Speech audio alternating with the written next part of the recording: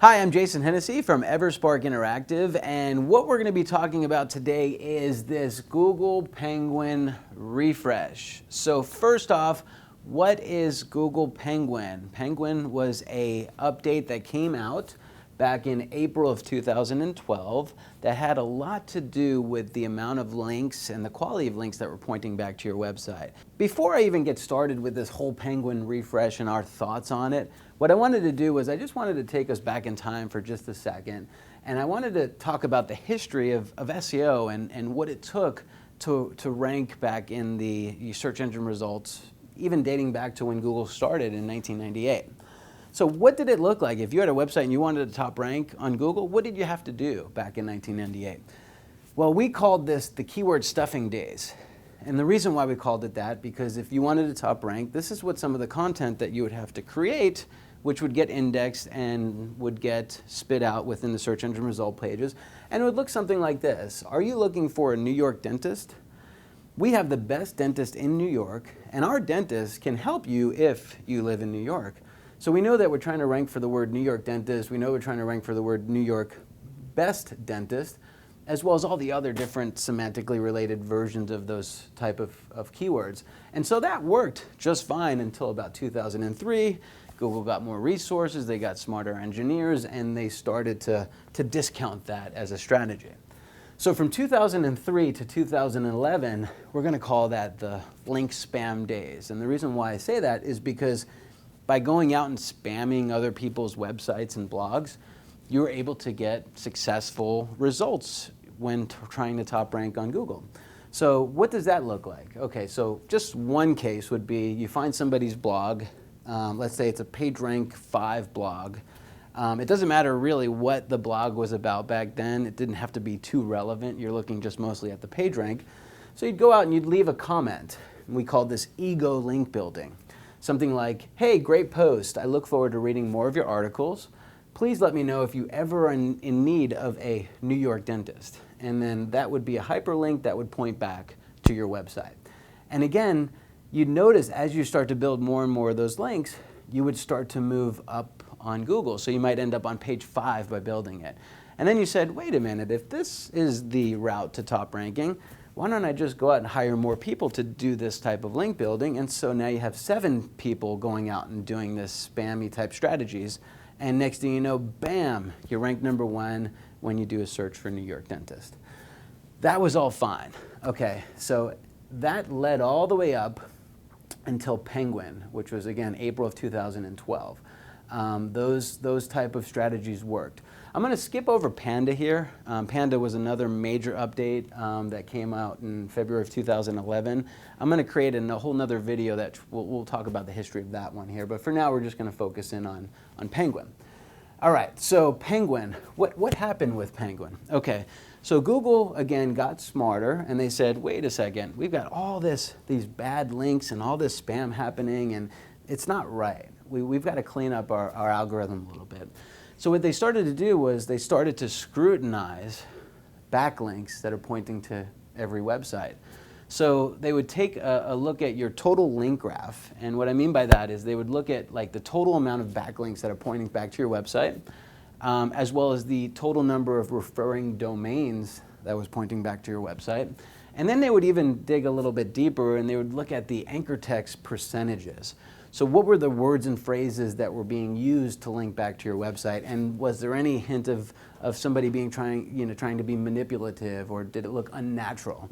So like in this case here, if you've been doing this for a good 2 to 3 years, there's a good chance that when Google looks at your anchor text, they're going to see things like this. New York dentist. You got 3,000 links making up a total of 36% of your total links pointing back to your website. That looks unnatural, right? New York dentist, 1,700 links, making up 21% of your total anchor text, right? Again, that looks unnatural. When you look at big sites like Fox News and MSNBC and all these other sites, you'll see that in most cases, the #1 link is either their brand name or the URL, www.foxnews.com, not, breaking news or anything like that. So again, this looks very unnatural. So when Google looked at this during the Penguin days, they did one of two things. Okay, so this was pretty bad. So if they saw something like this, there's probably a good chance that you had a manual action that was taken and you went into your Google Webmaster Tools and they said, you are in Google jail and you have to do some stuff just to be able to get out of it. Or they filtered you. And what I mean by that is when you looked in the search result pages, you used to rank for #1 for that term, but now you're maybe on page 5, or maybe you're on page 50, or maybe you're not in the first 100 results at all. Right, so that was an algorithmic filter that happened. All right, so that was Penguin. Okay, so from 2012, April of 2012 through October of 2012, okay, so that was a good, a couple months. And from those days, we started to see a lot of negative SEO. Okay, so these were the months when there was a whole lot of negative SEO because we knew that if you had bad links pointing back to your website, you could get penalized. So what did people do? Well, they started to go out and they started to hire these people again, not to build links to their website, but to build links to some of their competitors' websites in an attempt to get those sites penalized and de-indexed from Google. And they were very successful.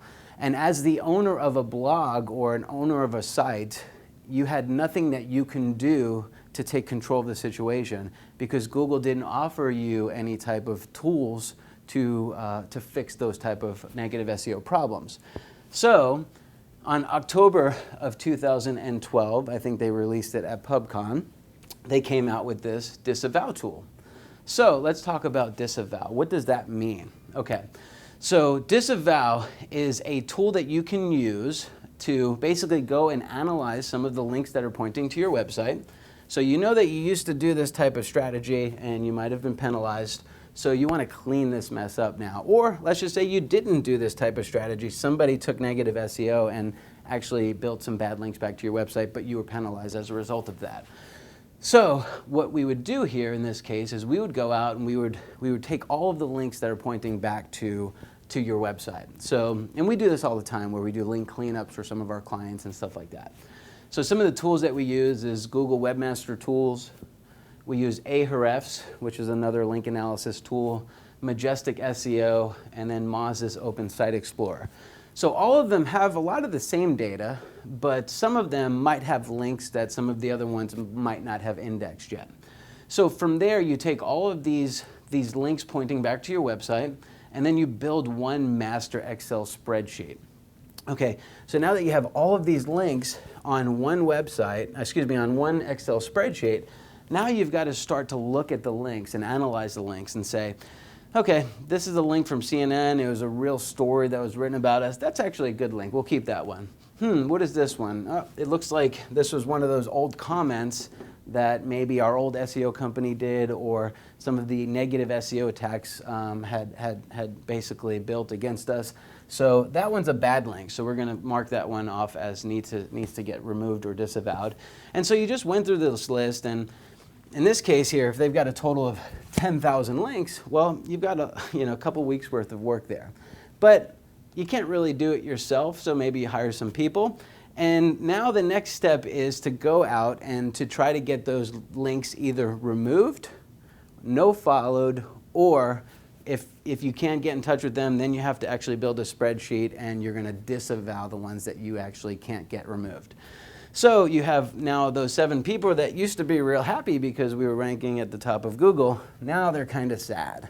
And the reason they're sad is because they have to reach out to all of those owners of those different sites that they have links coming into and see if they can get those links removed. In most cases, it's very hard to get a link removed, but sometimes you're going to have success and sometimes you're going to have failure. And when you have failure, what you want to do is you want to build an Excel spreadsheet of all of the sites that you have reached out to try to get the links removed. And if those links could not get removed, again, they're on this spreadsheet here. And then with that, now you have to submit the disavow. And again, Google wants to see that you're taking action, so they want you to document the whole process.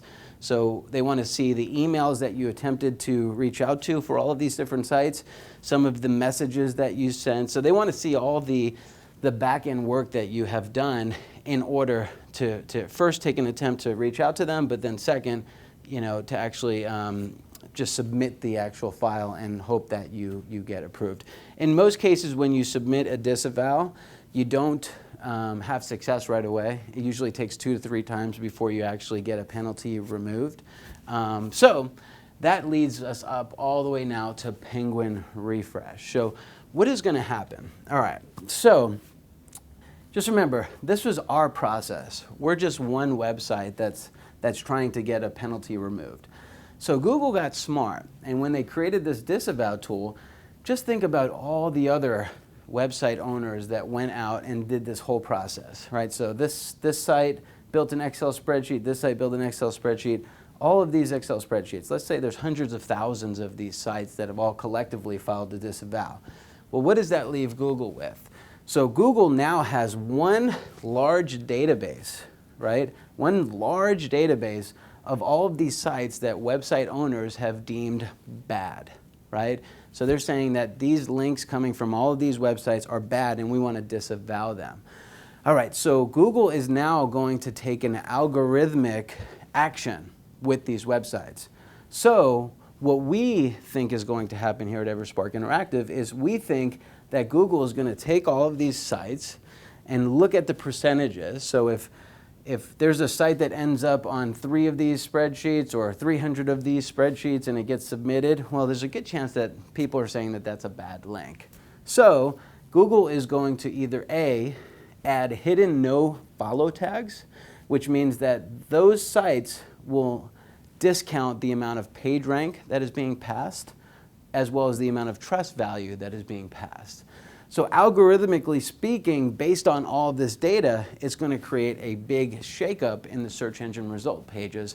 And so that will be this Google Penguin refresh. So I hope that makes a lot of sense. If you have any questions at all, please be sure to leave them in the comment section or give us a call at the number above. Thank you so much.